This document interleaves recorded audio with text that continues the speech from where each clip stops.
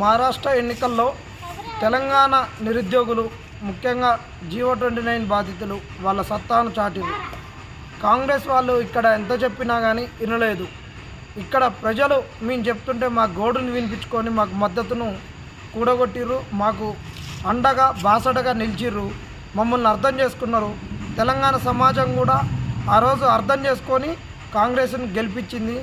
ఈరోజు కాంగ్రెస్ నిరుద్యోగులు మోసం చేస్తుంటే మా గోస చెప్తుంటే ఇప్పుడు కూడా తెలంగాణ సమాజాన్ని మమ్మల్ని అర్థం చేసుకుంది. కానీ అధికారంలోకి రాననుకున్న కాంగ్రెస్ నాయకులు అధికారంలోకి వచ్చి ఈరోజు మా గోడు వినడం లేదు. భాష రాని రాష్ట్రానికి వెళ్ళినప్పుడు మేము చెప్పినటువంటి మా బాధలను విని అక్కడ ఉన్నటువంటి ప్రజలు కాంగ్రెస్కు ఓటేస్తే తెలంగాణలో 6 గ్యారంటీలతో తెలంగాణ సమాజం ఏ విధంగా మోసపోయిందో మరొక్కసారి మహారాష్ట్ర ప్రజలు కూడా మనం మోసపోవద్దు. కర్ణాటక ప్రజలు మోసపోయారు 6 గ్యారంటీలతోటి, తెలంగాణలో తెలంగాణ ప్రజలు మోసపోయారు. అందులో ముఖ్యంగా నిరుద్యోగులు బస యాత్రలు చేసి కాంగ్రెస్ని గెలిపిస్తే వాళ్ళ వీపులు బలగొట్టిర్రు, వాళ్ళను చిత్రహింసలకు గురి చేసిర్రు.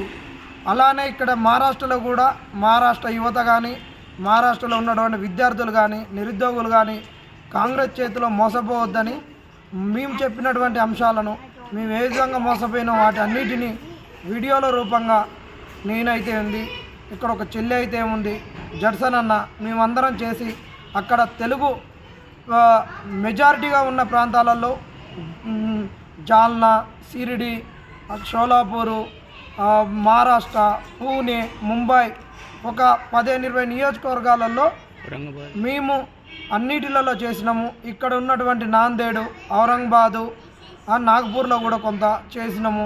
మా వీడియోలు అక్కడ సర్క్యులేట్ చేసిర్రు. ముఖ్యంగా అక్కడ ఉన్నటువంటి రామ్దాస్ అథవాలీ అయితేంది కాంగ్రెస్ వ్యతిరేకంగా ఉన్నటువంటి కూటములు అన్నీ కూడా మాకు బాసటగా నిలిచినాయి. మా వీడియోలను తెలుగు ప్రజలకు చేరవేసినాయి.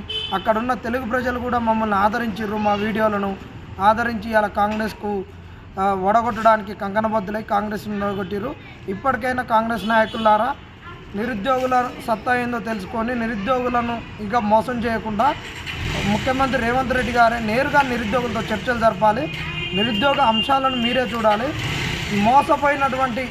మోసం చేస్తున్నటువంటి అంశాలతో విజయోత్సవ ర్యాలీలు చేస్తూ మీ దగ్గరకు వచ్చి పదవులకు ఆశించేటటువంటి వాళ్ళను మీరు దూరం పెట్టాలి.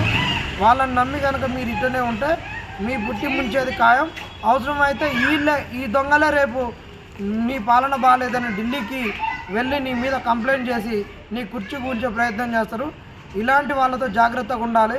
నిరుద్యోగులతోటి మీరు మంచిగా ఉంటే మీ కుర్చీ పదిలం.